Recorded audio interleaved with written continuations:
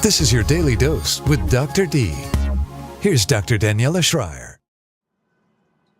Hi, and thanks for being back with me here at the Daily Dose with Dr. D. I was following the Jerry Sandusky case very closely over the past month, and what's happening here in the aftermath? Yes, it was clear there would be a conviction, and we have known for quite a long time that potentially Jerry Sandusky is a predatory pedophile, and now we can actually say it. By law, he would be called a child molester, or he has committed child sexual abuse. In psychology, we would call it actually a pedophile or a predatory pedophile. But there's a bigger point to the story.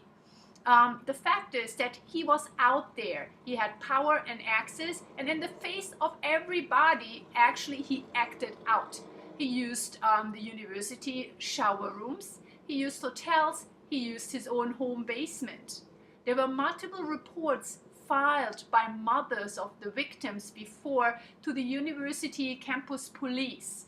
A psychologist early on who saw one of the actually survivors reported child sexual abuse. Nothing was done.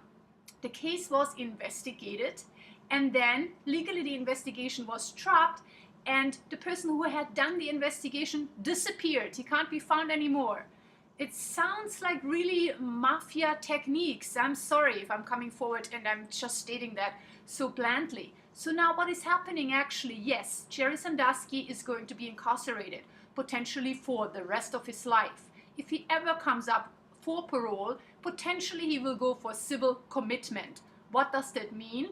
Well, he will be evaluated by a psychologist. Data points might point out that he is still a danger to society, aka young boys, and hence he will be kept incarcerated for a long time, potentially until he dies. He might be transferred to a mental health institution. However, he will be monitored. But the more important point is, as he committed his acts in front of everybody, and some people had reported it and others not, what is actually the social justice here? What's happening to people who have known but didn't come forward because they thought the university club or the game or the money or the fear of losing their job is more important than helping these innocent victims? Because the victims at the end of the day, or I call them survivors, are the ones who are tolerating all the pain.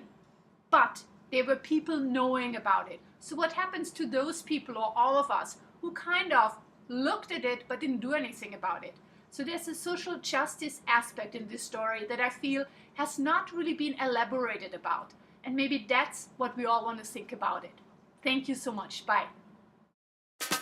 This has been your Daily Dose with Dr. D. For more, go to drdaniela.com. That's drdaniela.com.